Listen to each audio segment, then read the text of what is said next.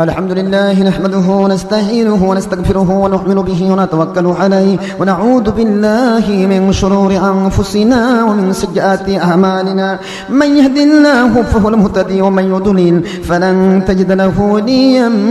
مرشدا ونشهد أن لا إله إلا الله وحده لا شريك له ونشهد أن سيدنا وحبيبنا ومولانا محمدا عبده ورسوله الذي أرسله بالحق شاهدا ومبشرا ونذيرا وداعيا إلى الله بإذنه وسراجا منيرا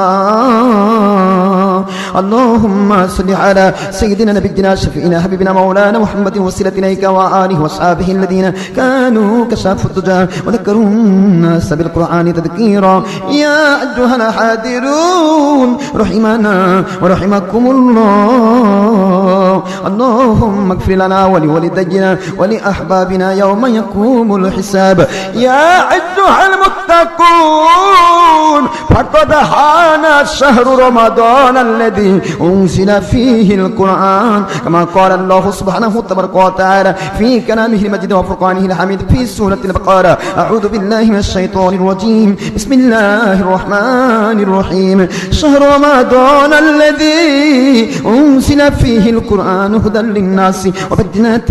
من الهدى والفرقان فمن شهد منكم الشهر فليصم ومن كان مريضا أو على سفر فعدة من أيام أخر يريد الله بكم اليسر ولا يريد بكم العسر ولتكملوا العدة ولتكبروا الله على ما هداكم ولعلكم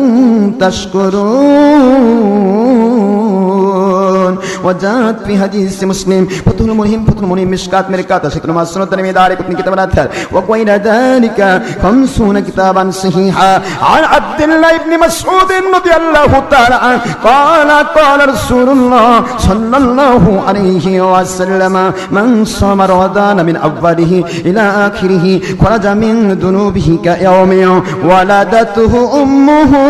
أو كما قال رسول الله صلى الله عليه وسلم وفي رواية في البخاري مسلم فيض الباري فتح الباري عمدة القاري وغير ذلك 50 كتابا صحيحا عن أبي هريرة رضي الله تعالى عنه قال رسول الله صلى الله عليه وسلم من صام قام إيمانا واحتسابا غفر له ما تقدم من ذنبه أو كما قال رسول الله صلى الله عليه وسلم أعوذ بالله من الشيطان الرجيم بسم الله الرحمن الرحيم يا أيها الذين آمنوا كتب عليكم الصيام كما كتب على الذين من قبلكم لعلكم تتقون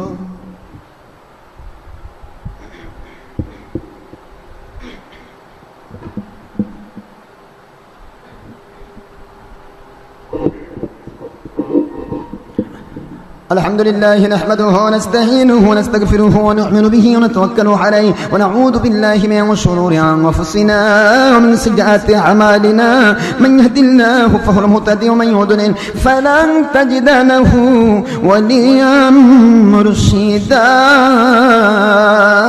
ونشهد أن لا إله إلا الله وحده لا شريك له ونشهد أن سيدنا وحبيبنا ومولانا محمدا عبده ورسوله الذي أرسله بالحق شاهدا ومبشرا ونذيرا وداعيا إلى الله بإذنه وسراجا منيرا اللهم صل على سيدنا محمد وسيلتنا إليك وسلم قال الله سبحانه تبارك وتعالى في كلامه المجيد وفرقانه الحميد للشان إجرته سيد المرسلين إمام المرسلين آخر رسول هدر الباق صلى الله عليه وسلم في سورة الأحزاب آمرا ومخبرا أعوذ بالله من الشيطان الرجيم بسم الله الرحمن الرحيم إن الله الله وملائكته يصلون على النبي يا أيها الذين آمنوا صلوا عليه وسلموا تسليما اللهم صل على محمد عبدك ورسولك وصل على المؤمنين والمؤمنات والمسلمين والمسلمات وبارك على محمد وأزواجه وذريته. قال النبي صلى الله عليه وسلم أرحم أمتي بأمتي أبو بكر الصديق رضي الله تعالى عنه وأشدهم في أمر الله عمر بن الخطاب رضي الله تعالى عنه وأصدقائهم حياء عثمان بن عفان رضي الله تعالى عنه وأقدهم علي بن أبي طالب رضي الله تعالى عنه وفاطمة سيدة نساء أهل الجنة رضي الله تعالى عنها والحسن والحسين سيدا شباب أهل الجنة رضي الله تعالى عنهما وحمزة وسعد الله وسعد رسوله. اللهم اغفر للعباس ووالده مغفرة ظاهرة وباطنة لا تغادر ذنبا. الله الله في أصحابي لا تتخذهم غرضا من بعدي فمن أحبهم فبحبي أحبهم ومن أبغضهم فببغضي أبغضهم وخير أمتي قرني ثم الذين يلونهم ثم الذين يلونهم والسلطان ذل الله في الأرض من أهان سلطان الله في الأرض أهانه الله.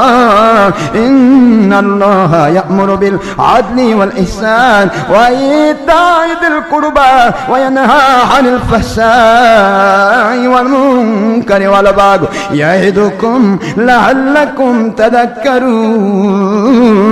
اللهم شتت شملهم ودمر ديارهم اللهم مزق جمعهم اللهم إنا نجعلك في نحورهم ونعوذ بك من شرورهم. اللهم احفظنا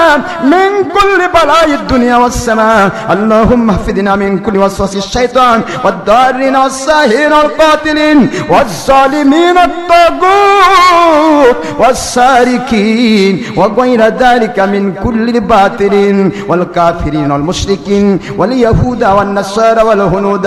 والخارج والوهابي والشيعة ومعتزلة وغير ذلك من كل الباطلين بغيب مدادك وعظيم سلطانك وبحرمة حبيبك سيد المرسلين حضور پاک صلى الله عليه وسلم سيف الله القاطع وآله وسلم. أعوذ بالله من الشيطان الرجيم. بسم الله الرحمن الرحيم. فاذكروني أذكركم واشكروا لي ولا تكفرون.